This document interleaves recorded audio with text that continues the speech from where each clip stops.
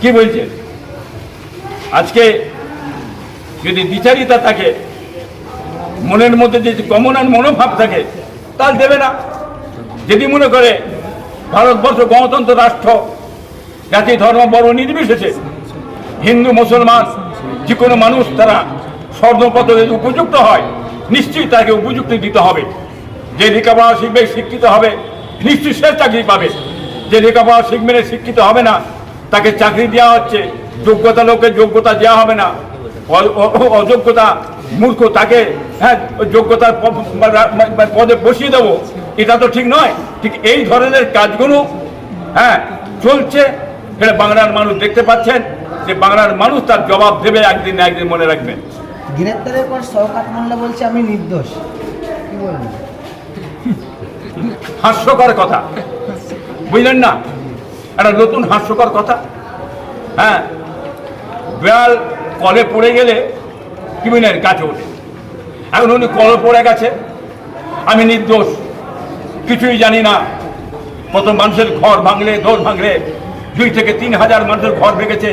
বেশি তো কম নয়, আমার বাড়িতে বেশ 700-800 লোক ঘর ভেঙেছে। আমার বাড়িতে যে পড়েছিল ওই শওকত মোল্লার গুন্ডা বাহিনী নিয়ে চারিদিকে ভেঙেছে।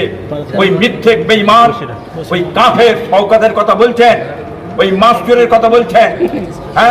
আজকে ওই মাস্টারের বেটা কি বললেন, মানে কাফের শওকত মোল্লা মাস্টারের বেটা আছে, ওই কাফের শওকত মোল্লা মাস্টারের বেটি আছে, মাস্টার কাফের শওকত মোল্লার বউ আছে।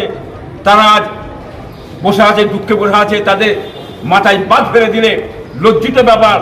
আজকে সারা জীবন যতদিন বেঁচে থাকবে এদের মুখে চুনকারি ছাড়া কিছু নেই। এমন সর্বনাশ করে গেল, এমন ক্ষতি করেছে এই শওকত মোল্লা। আজকে ওর বংশের মুখে কালি দিয়েছে। মুসলমান কম, জাতির মুখে, জাতির কলঙ্ক হচ্ছে কাফের শওকত মোল্লা। এটা জানেন। ওই বেঈমানের কথা বলবেন না। মানুষ তৈরি হয়ে আছে, সুযোগ খুঁজছে। কি বুঝলেন, কতদিন জেলে থাকবে?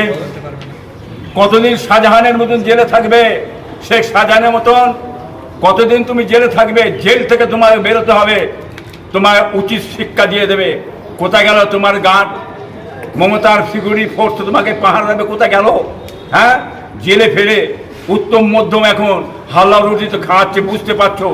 লজ্জা করে না? বিহায়া বেশরম মুসলমান জাতি কমের ধ্বংস করে দিয়ে গেলি। খোদার গজব পড়েছে, আল্লাহর মারে তোকে শেষ করে দিয়েছে। এটা আইএসএফের বদদোয়া, ফুরফুরা পিসার বদদোয়ায় আল্লাহ ফেলে দিয়েছে, দেখতে পাচ্ছে। ধন্যবাদ।